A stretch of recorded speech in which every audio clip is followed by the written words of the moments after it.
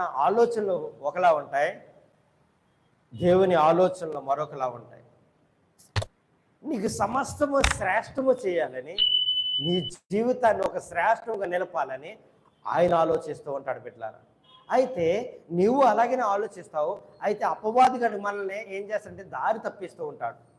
ఈ లోకంలో ఉన్న వాటిని చూపించి ఏదో ఒక విధంగా మనల్ని పడగొట్టి దేవుడి మార్గంలోనికి మనం వెళ్లకుండా చేస్తాడు. అది సో మనం దేవుని ఆత్మను విడిచిపెడితే, దేవుని చేతిని విడిచిపెడితే, దేవుని సన్నిధిని మనం విడిచిపెడితే మనం ఏమైపోతామంటే లోకం. ఎందుకనే వాడు నిరంతరం శ్రమ పడుతుంటాడు, నిరంతరం కృషి చేస్తూ ఉంటాడు, నిరంతరం నీకు పడగొట్టాలని ప్రయత్నం చేస్తూ ఉంటాడు బిడ్డలారా.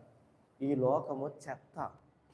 ఈ లోకం ఆ పరమార్థము తెలుసుకున్న వాళ్ళు చెప్పగలుగుతారు. సొలొమోను చెప్పాడు, వ్యర్థము వ్యర్థము వ్యర్థము, భూమిపై ఉన్నదంతా వ్యర్థము. మనోడికి ముందేంటి మరి తెలుసుకున్నాడు, నూతన పరుచుకున్నాడు, జీవితాన్ని అర్థం చేసుకున్నాడు. అప్పుడు మాట్లాడుతున్నాడు, వ్యర్థము వ్యర్థము వ్యర్థము. తెలియదు మీకు, తెలుసు వచ్చిన రోజు చెప్తారు మీరు మరొకరికి వ్యర్థము. బిడ్లారా, అవును, రాజా తెలుసుకున్నాడు ఆ బాటలో. అదే పౌలు అని అంటాడు, ఏమంటాడంటే వెనుకున్నవి మరచి. ఏంటి వెనకున్నదేంటి?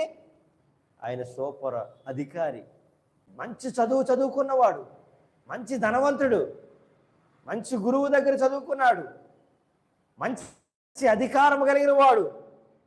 వాటిని ఏం చేస్తున్నాడంట? వాటిని పెంటగా ఎంచుకున్నానంటున్నాడు. ముందు తెలియలేదు, తర్వాత తెలిసి వచ్చింది. ప్రభువును చూచాక, ప్రభువును రుచి చూచాక, ప్రభువును తెలుసుకున్నాక ఇది పెంట అంటారు పౌలులాగా, ఇది వ్యర్థము అంటారు సొలొమోనులాగా. బిడ్డ, ఇంకా నువ్వు తెలుసుకోలేదు అంటే తెలుసుకునే సమయాన్ని ప్రభువు నీ దగ్గరికి ఇస్తాడు. రాజా తెలుసుకునే స్థితికి నడిపించేశాడు కాబట్టి నిలబెట్టి మాట్లాడించుకుంటున్నాడు. గత రాజా వేరు, ఈ రాజా వేరు. అది మనకు తెలుసు. ఆ శోధనలో పడితే మనం పడిపోతాము, పాపంలో పడతామని తెలుసు. ఎరిగి పడుతూ ఉంటాం, మళ్ళా దాంట్లోనే పడుతూ ఉంటాం. వాడు మనల్ని చెక్కించుకొని సంపూర్ణంగా బానిసని చేసి విజయగర్వంతో నవ్వుతాడు, వచ్చేసింది, చిక్కేసింది నాకు. కానీ దేవుడు అది చూడట్లేదు. ఈరోజు వాక్యం ద్వారా మాట్లాడుతున్నాడు.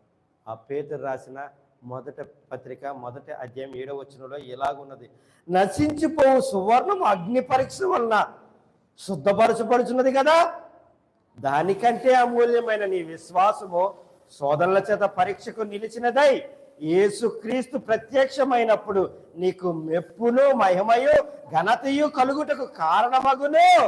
హల్లెలూయా. ప్రభు ఉద్దేశం ఏంటో తెలుసా? నీకు మెప్పునివ్వాలని, నీకు మహిమనివ్వాలని, నీకు ఘనతనివ్వాలని,